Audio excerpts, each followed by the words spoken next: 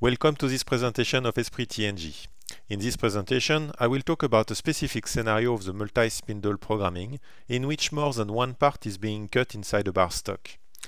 I will demonstrate how to clean up the bar side after a cutoff and make the bar ready for the next part, and also how to program two different parts in a row, cutting part 1, then part 2 inside the same bar.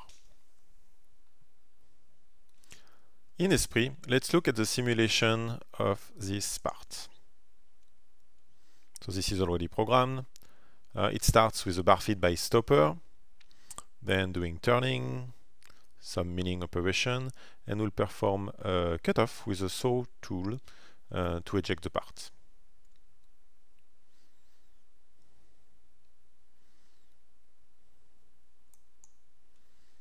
Okay, and now the cutoff. Part is ejected in the part catcher. If I look at the end of the bar at the end of the program, it's not clean. It's not a straight face. This program is supposed to loop, but the state of the bar at the end of the program will not work to perform a correct positioning of the bar with the bar feed by stopper like I have at the beginning of the program. For this program to loop, we want to add an additional cutoff to get a straight face on the end of the bar. So let's attempt to program a second cutoff. One could think that I could just copy this cutoff, translate further away. I only need one instance, okay. And that would work. Not exactly, because remember that in Esprit TNG, we are not cutting on the bar, we are cutting the part. At this point of the program, after the cutoff, the part has been ejected. The part is not mounted on the machine anymore, and therefore the operation cannot be applied to the program. Okay, so I'm deleting this operation, and I will explain now how to program such operation. First, to clearly visualize and make it very clear what's happening, I'm going to copy the part further away to represent the second instance of the same part in the workpiece. Okay. Now I'm going to edit the part setup, and I'm adding a second part, which is this solid. Okay, if I look at the workpiece now, I've got the stock with part 1 and behind part 2, which is the same part. Okay. On OK, the program updates, and something important to notice is that at the end of the program, the eject is changed into a split. Also in the part operation list, I will see a split represented over there that indicates that at this point of the program, part 1 and part 2 are now separated. So let's switch to part 2. And I'm doing a feature recognition on part 2, and I apply a process to do the cutoff on the second part.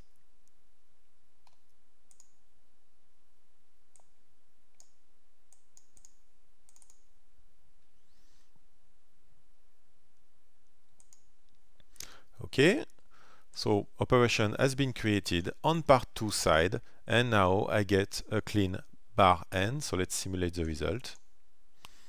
And in between, I get a slice of the stock that is going to be dropped off because it does not contain any part geometry.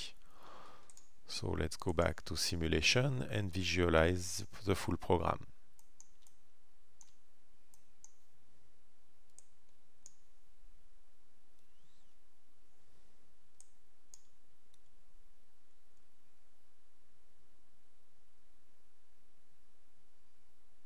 Now cutoff, then the tool moves, second cutoff, the piece of bar that does not contain any geometry gets removed, and now we have a clean bar in order to loop the program and perform a bar feed by stopper.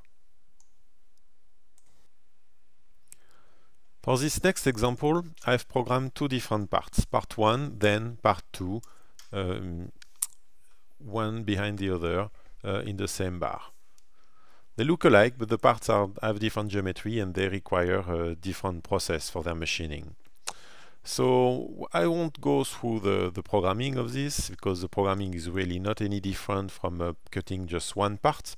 I just want to highlight the differences with a regular program. So first, in the part setup, I do have two parts in the same workpiece. And then in the program, so I'm going to see different phases. So let's simulate the program. Another comment regarding the simulation is that now we're saving the speed for the feed and the rapids within the document. So it will simulate at exactly the same speed as last time I saved the file. So starting with cutting on the main side,